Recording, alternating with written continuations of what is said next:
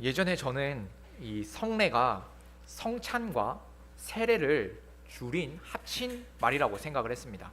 물론 한자 뜻을 본다면 맞기는 합니다. 성찬의 이 거룩할 성자와 세례의 예식 이 레자가 성례의 한자 뜻과 같습니다. 하지만 성례가 성찬과 세례의 줄임말은 아닙니다. 그렇지만 이 성례에는 세례와 성찬만 있는 것은 사실입니다. 우리 주님께서 세례와 성찬을 성례로서 제정하셨기 때문입니다. 오늘 요리문답을 보면 성례는 복음 약속의 눈에 보이는 거룩한 표와 인이라고 합니다. 그리고 이 성례는 하나님께서 제정하신 것이라고 합니다. 그렇습니다. 성례는 우리 하나님께서 직접 제정하신 겁니다. 성례는 하나님께서 우리를 위하여서 주신 것입니다. 주님께서 말씀하신 이 복음의 약속을 우리 눈에 분명하게 보이게 하기 위해서 하나님께서 직접 만드신 것입니다. 성경 안에서 하나님께서 직접 제정하신 표와 인에는 무엇이 있을까요? 바로 세례와 성찬이 있습니다. 그래서 세례와 성찬만이 하나님께서 주신 성례라고 할 수 있습니다. 그 외에도 다른 것들을 성례라고 부를 수는 없습니다. 여기서 조금 헷갈리게 되는 말이 있는데, 세례와 성찬을 이야기할 때마다 항상 나오는 단어가 표와 인입니다. 도대체 이 표와 인이 무엇이기에 성례를 가리키는 말이 될 수 있을까요? 먼저는 이 표와 인에 대해서 살펴보겠습니다. 성경 본문인 로마서 4장 11절을 보겠습니다. 그가 할례의 표를 받은 것은 무할례 시에 믿음으로 된 의를 인친 것이니. 이 본문에서 표도 나오고 인도 나옵니다. 둘 다 나타납니다. 바울 사도는 믿음의 조상 아브라함이 할례를 받은 일을 두고 믿음과 어떠한 연관이 있는지를 설명하고 있습니다. 바울 사도의 설명을 이해한다면 이 표와 인에 대해서도 더 잘 알 수 있을 겁니다. 먼저 문자적으로 이 표와 인이 무엇인지 살펴보겠습니다. 먼저 표가 무엇일까요? 표는 영어로 사인입니다. 지난주에도 이 표에 대해서 잠시 설명을 드렸습니다. 예를 들어서 우리가 오늘도 분명히 보았을 표가 있습니다. 바로 신호등입니다. 신호등도 일종의 표이죠. 사인이죠. 빨간불에서는 멈추고 파란불에서는 지나가라는 그 표를 우리에게 보여줍니다. 이건 사회가 정한 규칙을 표현하는 표입니다. 이 표는 때때로 또 장소를 나타내기도 합니다. 서울까지 몇 킬로미터 남았는지 표시하거나 어디가 부산역인지 어디가 동네 언약교회인지를 표시합니다. 우리는 이 표를 보고서 이 간판이나 안내판을 보고서 원하는 곳을 쉽게 찾아갈 수 있습니다. 이렇듯 표는 우리에게 무언가를 알기 쉽게 설명하는 역할을 합니다. 이어서 인은 무엇일까요? 인은 도장을 찍는 겁니다. 무언가가 확실하다는 것을 증명합니다. 성경에서는 인장 반지를 통해서 이 인이 자주 등장합니다. 이 반지는 단순히 그냥 장신구가 아닙니다. 도장을 찍는 반지입니다. 손에만 끼고 있는 것이 아니라 이 반지로 인장을 찍도록 사용합니다. 만일 왕의 명령이 기록된 문서가 있습니다. 그 문서가 정말로 왕의 명령이 맞다는 것을 무엇으로 증명하겠습니까? 바로 이 왕의 인장이 찍힌 것을 통해서 확인을 합니다. 왕의 도장이 거기에 찍혀 있음으로써 이 문서가 왕의 명령이 맞다는 것을 보증합니다. 이 인은 확인 도장과 같습니다. 하나님께서 주신 표와 인도 그렇습니다.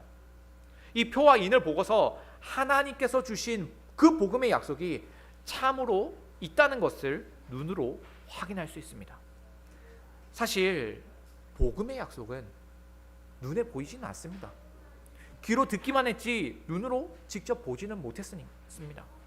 하나님께 복음의 약속을 듣기는 했어도 그 복음의 약속이 우리와 상관이 있다는 것을 어떻게 알 수 있겠습니까?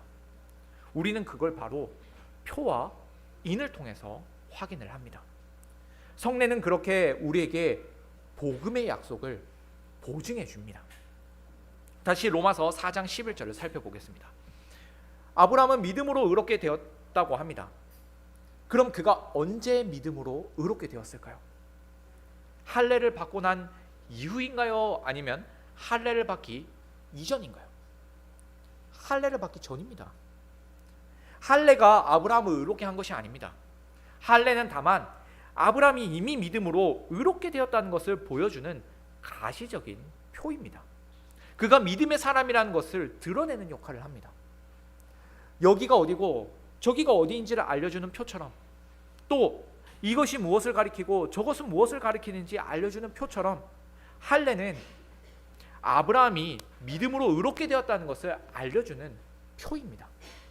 하나님의 자녀가 되었다는 표시이죠. 그런데 바울 사도는 아브라함이 이 할례의 표를 받은 일을 인을 친 것이라고 합니다. 아브라함은 할례를 받아서 그의 믿음으로 의롭게 되었다는 표를 받았습니다. 동시에 이 표는 그가 하나님의 자녀가 되었다는 인장을 받은 거기도 합니다. 하나님은 그에게 할례의 표를 주셔서 당신의 인장을 찍으신 겁니다. 인을 치셨습니다. 따라서 할례는 하나님의 자녀가 되었다는 표이며 인이 됩니다. 다만 여기서 바울 사도가 드러내고자 했던 것을 주목해 볼 필요가 있습니다. 할례를 받았다고 해서 무조건 하나님의 자녀가 되는 것은 아니라는 겁니다. 할례가 중요한 것이 아니라 중요한 것은 믿음입니다. 할례는 믿음이 있다는 것을 표시하고 인치는 역할을 합니다. 할례 자체가 아브라함에게 믿음을 준 것이 아니죠. 바울의 시대에 유대주의에 젖어 있던 사람들은 할례를 받아야만 아브라함의 자손이 되고 하나님의 언약 백성이 된다고 주장을 했습니다. 예를 들어서 진짜 보물을 소유하는 것보다도 그 보물이 어디에 묻혀 있는지 알려주는 표시와 또 그 보물이 확실히 묻혀 있다는 보증이 찍혀 있는 물건이 있습니다. 그 물건을 더 소중하게 여기는 것과 같은 거죠. 표가 있고 인이 있으면 무엇을 하겠습니까? 진짜 보물을 소유하고 있는 것이 더 중요하죠. 유대주의자들이 착각했던 것도 이것입니다. 하나님을 믿는 믿음이 아니라 그저 할례를 받았다는 표와 인을 얻음으로써 위안을 삼았습니다. 이렇게 보면 표와 인인 이 할례 혹은 성례는 불필요한 것일까요? 없어도 되는 겁니까? 그렇지 않습니다. 믿음은 눈에 보이지 않습니다. 우리는 연약해서 하나님께로부터 받은 은혜가 확실하지 않을 때도 있습니다. 흔들릴 때가 자주 있습니다. 그렇기 때문에 눈에 보이는 증거가 필요합니다. 죄송합니다. 하나님의 약속이 불확실하기 때문에 혹은 불완전하기 때문에 이 성례가 필요한 것이 아닙니다. 우리가 연약하기 때문에 성례가 필요합니다. 눈에 보이는 말씀이 필요하죠. 하나님은 누구보다도 우리보다도 우리의 연약함을 더 잘 아시기 때문에 우리를 돕기 위해서 눈에 보이는 표와 인을 주셨습니다. 눈에 보이는 보증을 주셔서 이 믿음이 흔들리지 않게 하시고 복음의 약속을 끝까지 붙들 수 있게 해주십니다. 따라서 주님께서 직접 주신 이 표와 인은 굉장히 중요합니다.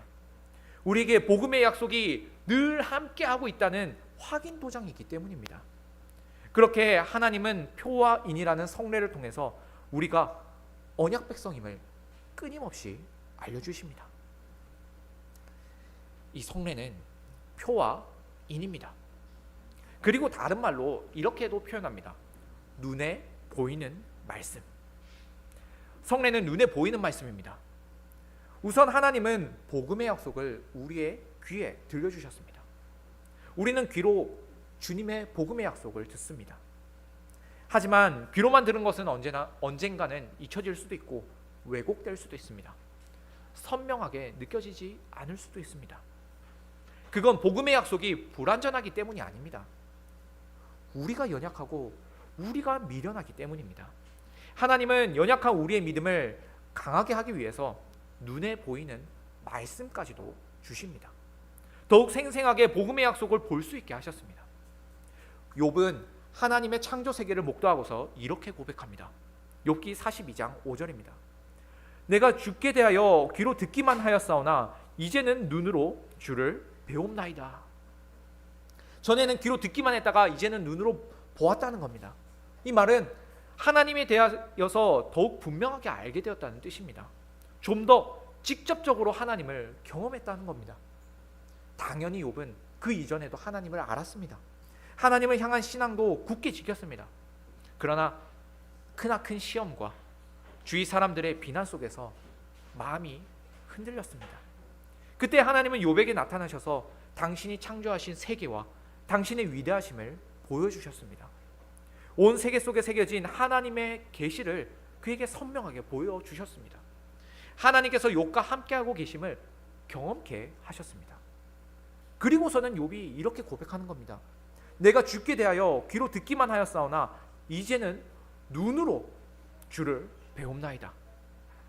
귀로 듣기만 한 것보다 눈으로 본 것은 더욱 확실하고 선명합니다. 더욱 생생하게 체험됩니다. 하나님께서 우리에게 눈에 보이는 말씀인 성례를 주신 일도 마찬가지입니다. 생생하게 주님의 약속을 경험하게 하기 위해서 성례를 주셨습니다. 표도 인도 모두 다 눈으로 볼 수 있는 겁니다. 중요한 건 이 성례가 말씀이라는 겁니다. 말씀은 우리 귀에 들리죠. 원래 말씀은. 하지만 성례는 우리 눈에 보이게 하는 말씀입니다. 물론 말씀으로도, 귀로 들리는 말씀으로도 충분하기는 하지만 성례는 그 말씀을 더욱더 확실하게 붙들고 확실하게 알 수 있게 해줍니다. 예를 들어서 책에 그려진 사파와도 같습니다. 사파가 없더라도 책을 읽는 데는 문제가 없죠. 그러나 사파가 있다면 그 책의 내용을 더욱 분명하게 파악할 수 있습니다. 성례가 주는 역할도 그렇습니다. 말씀이 약속한 내용이 무엇인지를 더욱 분명하게 그려볼 수 있는 역할을 합니다. 따라서 성례는 반드시 말씀과 함께합니다. 성례 없는 말씀은 있을 수 있어도 말씀 없는 성례는 있을 수가 없습니다. 성례를 보이는 말씀이라고 하지만 반대로 말씀을 두고 들리는 성례라고 하지는 않습니다. 가장 근본적이고 핵심적인 것은 뭐니 해도 말씀입니다.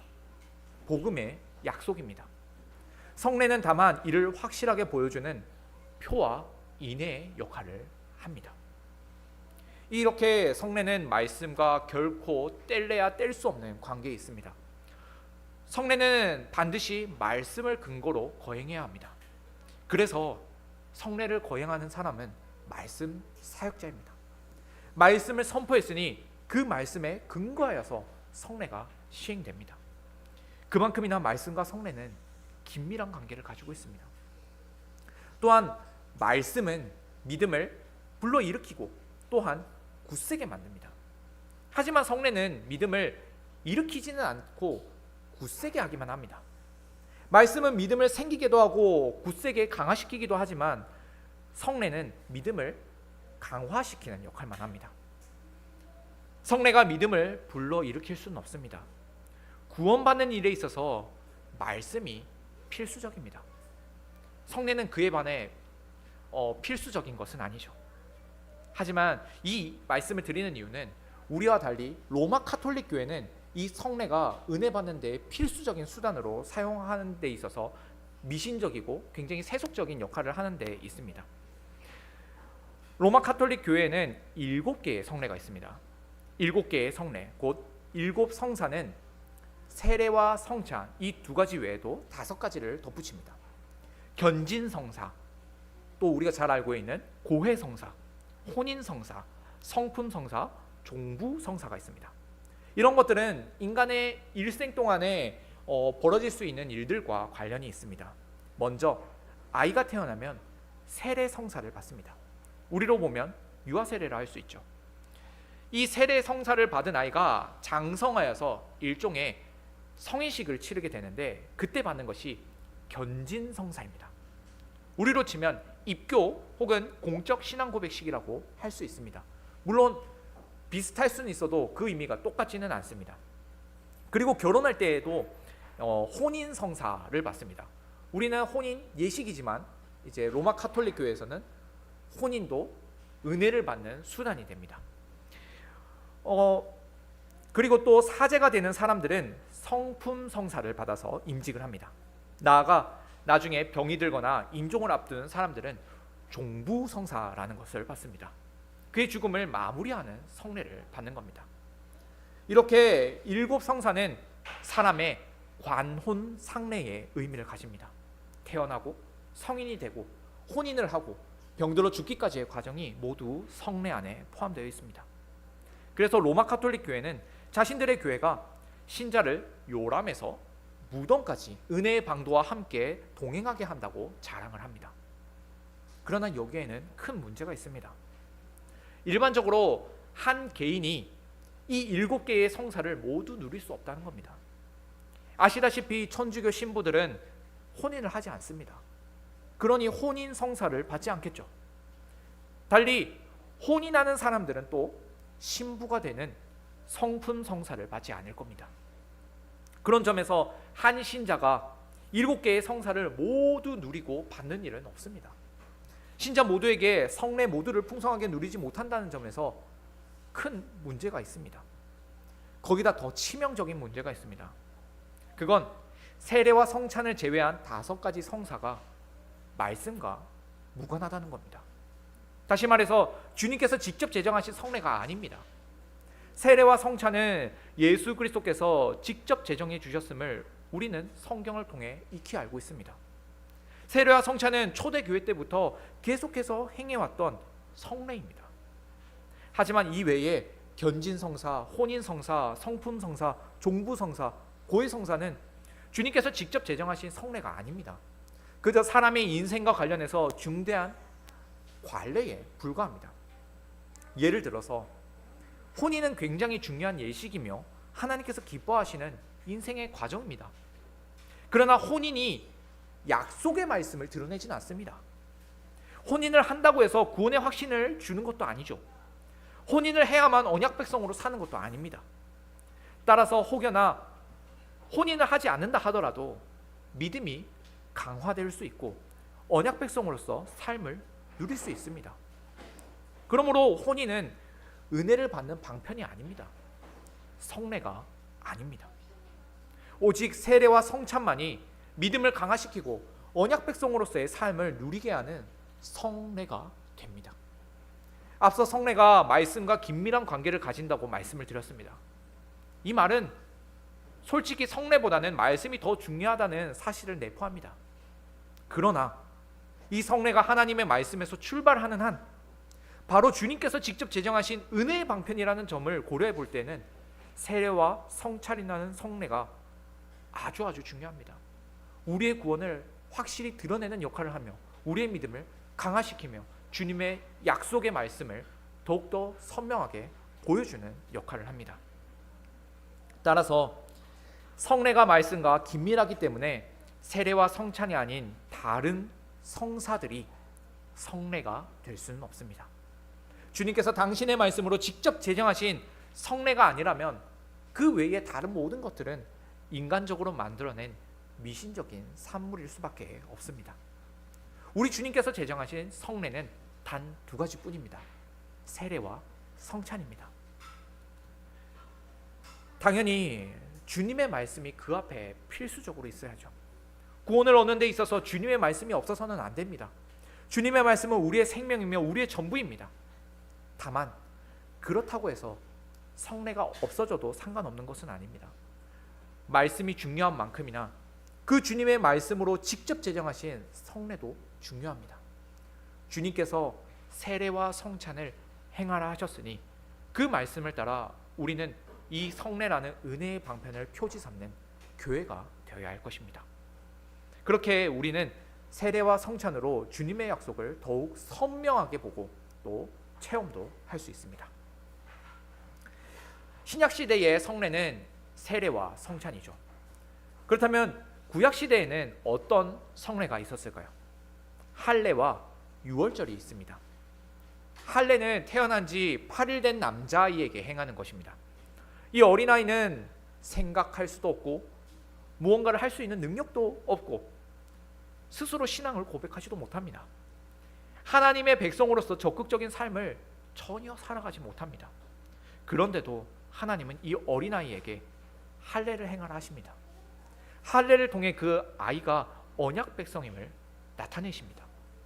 결국 언약의 자녀가 된다는 것은 사람에게 달려있는 것이 아니라 하나님께 달려있습니다. 그 사람이 충분한 능력과 지식을 갖추었기 때문에, 또 그만한 노력을 했기 때문에 언약 백성이 되는 것이 아닙니다. 오직 하나님의 은혜로 언약 백성이 됩니다. 하나님은 이 사실을 난지 8일밖에 되지 않은 아이에게 할례를 행하라 하심으로써 드러내셨습니다. 아무것도 할 수 없는 그때에 하나님은 당신의 은혜로 언약 백성 삼아 주셨습니다. 그리고 6월절입니다.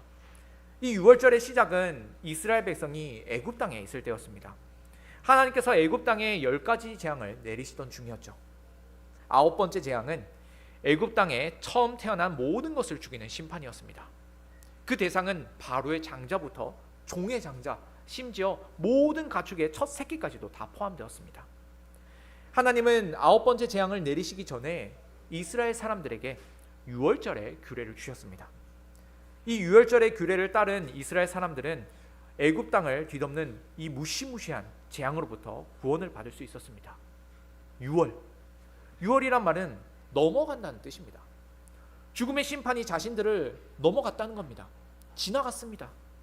그렇게 6월절에 어린 양의 피로 이스라엘은 구원을 받습니다. 이 6월절은 그리스도의 죽으심과 구속을 예표합니다. 6월절에는 어린 양을 잡아서 그 피를 문설주에 바릅니다. 어린 양의 피를 바른 그 집은 구원을 받습니다. 하나님의 말씀을 믿고 따랐기 때문이죠.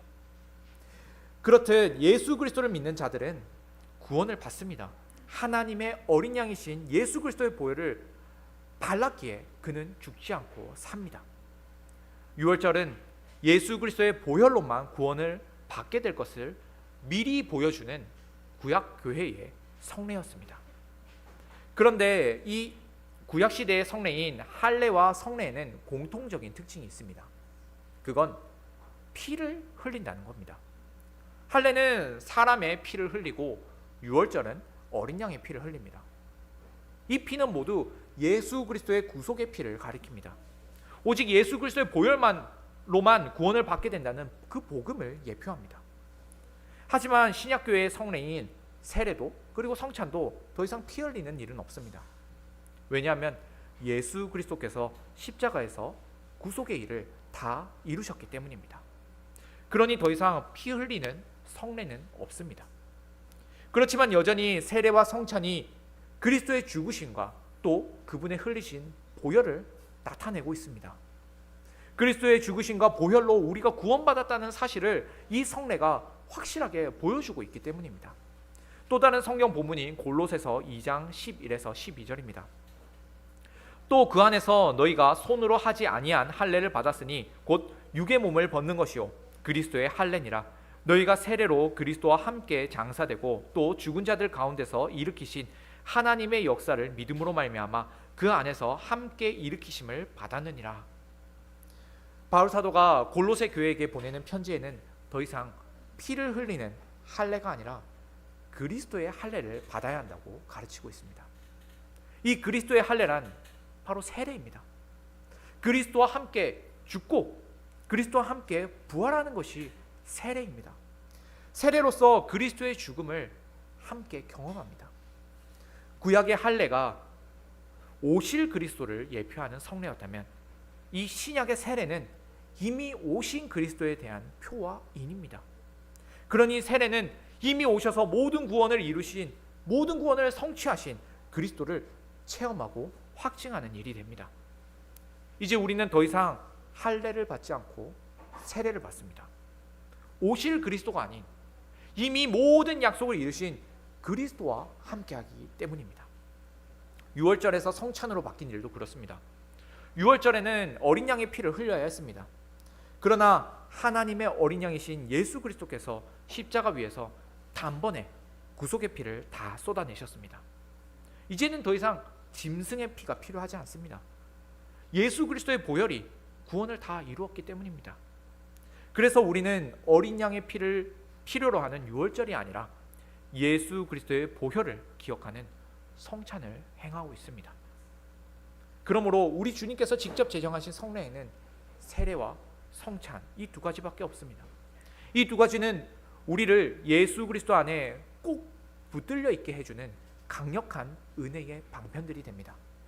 주님께서 직접 주신 이 방편들로 우리는 주님의 뜻을 더욱 이루어 가야 합니다.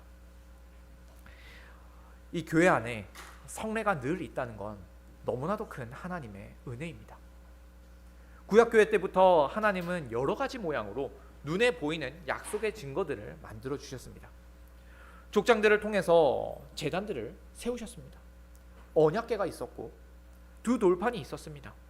성막과 성전은 하나님의 영광이 충만했고 불기둥과 구름기둥은 하나님의 임재를 보여주었습니다. 길갈의 돌들은 애굽에서의 이스라엘 백성을 구원하시고 약속의 땅으로 인도하신 그 하나님을 기억할 수 있게 해주었습니다. 할례를 통해서 하나님의 언약이 이스라엘 백성과 함께하고 있다는 사실을 보여주었습니다. 유월절을 통해서 하나님의 구원을 늘 생각할 수 있게 했습니다. 이처럼 하나님은 눈에 보이는 약속의 증거들을 당신의 백성에게 주셨습니다. 믿음을 더욱 강하게 하기 위해서요. 주의 복음을 늘 기억할 수 있게 하기 위해서요. 이제 예수 그리스도께서는 당신의 교회에게 세례와 성찬이라는 확실한 눈에 보이는 증거를 주셨습니다. 이 증표를 통해서 우리는 예수 그리스도께서 우리에게 이루신 모든 구원을 기억합니다. 우리 몸과 마음에 그리스도의 구원이 새겨져 있음을 늘 체험하고 경험합니다. 성찬의 떡과 잔이 우리 몸 안으로 들어올 때에 그리스도의 임재가 우리 몸 깊숙이, 우리 영혼 깊숙이 새겨집니다. 그렇게 하나님의 은혜가 우리 안에 충만하게 임합니다. 우리는 이 확실한 증표와 보증을 잃어버리지 말아야 합니다. 우리의 연약함과 미련함을 아시고 눈에도 보이는 말씀을 주신 하나님께 늘 감사해야 합니다. 주님께서 직접 주신 성례를 늘 목도하는 교회에게는 주님의 은혜가 결코 떠나지 않을 것입니다. 주님은 당신의 말씀에 순종하는 교회에게 더 확실한 증표들을 보여주실 것입니다. 가장 확실한 증표, 바로 실체이신 예수 그리스도를 보여주실 것입니다. 말씀과 성례로 예수 그리스도를 더욱 똑똑히 목도하는 교회가 되기를 바랍니다. 아멘.